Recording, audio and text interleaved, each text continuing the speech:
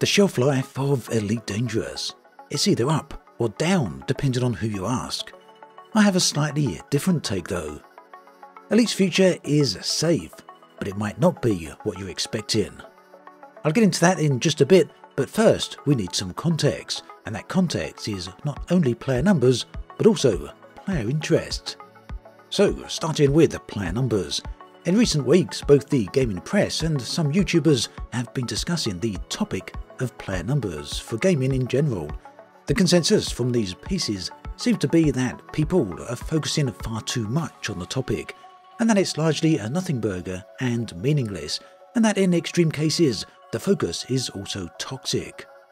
Personally, I think that line of thought misses a number of key points. Yes, player numbers do matter, although there's a very important context to this one that has a long history to it, and that context is the games industry has changed. It's obvious to anyone who takes more than a few seconds to think about it. Today's gaming world is very different to that of 10 or even 20 years ago.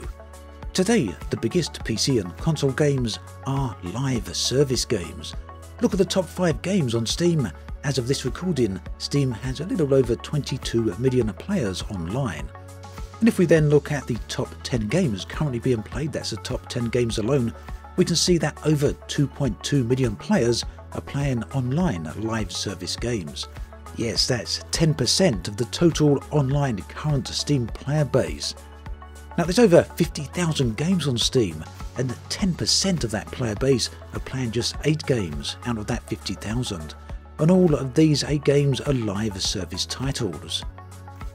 So yeah, there's a very real reason that some people care a lot about player numbers when it comes to live service titles. And I'm not going to talk about pop psychology here, or the idea that people want to be a part of a large crowd or a popular movement, or that they want to feel special. Let's just keep the focus simple and realistic here.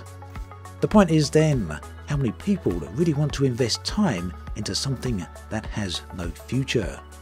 Here's a fact. The more popular a live service game is, the more likely it's going to get regular content updates. A simple equation. Likewise, as games drop in popularity, as time passes into years and then into decades, live service games tend to dwindle in terms of updates. Now, how does this all relate to Elite? Well, Elite's player numbers, incidentally, are pretty stable. In fact, over the past few months, they seem to have increased slightly. And no, I'm not going to get into the whole Steam charts thing. Regardless of what people may choose to believe, Steam charts do show a trend. Player numbers are up then. However, interest in Elite Dangerous is very much down, and it is continuing on a downwards trend. But what does that mean for the game and its future and any potential updates? Yeah, well, that's difficult to answer, but let's look at the data. Updates for live service games do 2 distinct things. When an update is released, players return to a game. Updates also cause a temporary spike in interest for a game, and this can be measured by the volume of Google searches for the title. We can see here how that happens for No Man's Sky. Every time an update is released, there's both a spike in player numbers as well as a spike in Google searches. It's very clear and extremely obvious. Historically, this very same trend has always existed for Elite Dangerous as well. Every time a new update arrived, player numbers would increase, as did player interest. That is, until this year. As far as I can see, updates 12 and 13 did not appear to increase player numbers on Steam.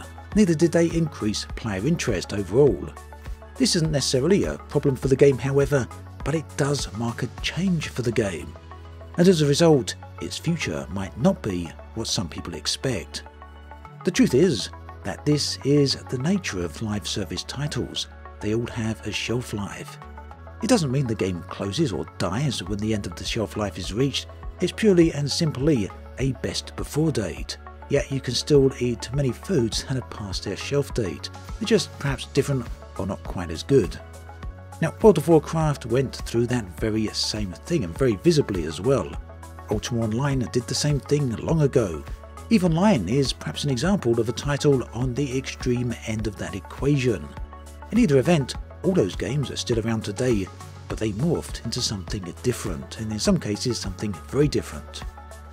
In my opinion then, Elite is currently going through this very process. It's moving into a new phase.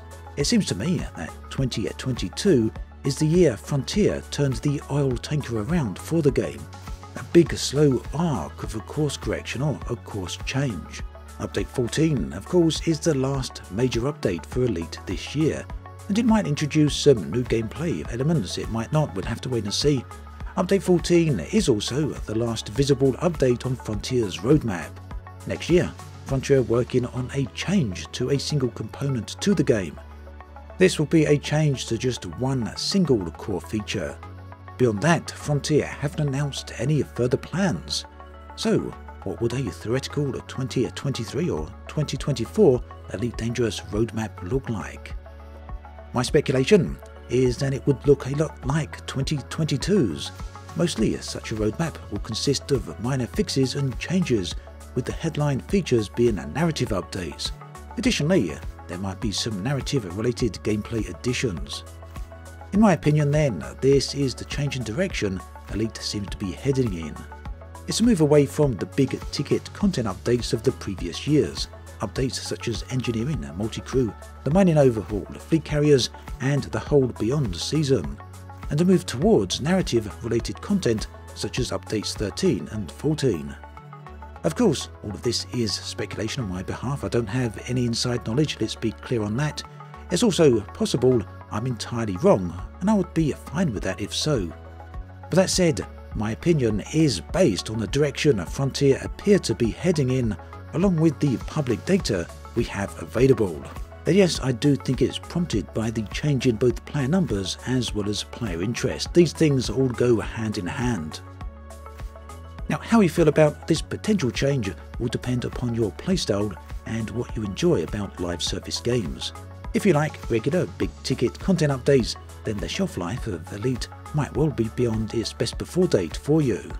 On the other hand, if you like curated narrative updates with some in-game set pieces and maybe a sprinkling of new gameplay from time to time, then you will probably be totally fine with all of this. Alternatively, I could be completely wrong, and today's Elite Dangerous is exactly the same in terms of development and progress that it's always been, and I'm just seeing and imagining things. Either way, do let me know your thoughts and feelings about this in the comments section. I'd love to hear from you. As always, thanks for watching, and I'll catch you guys and girls next time.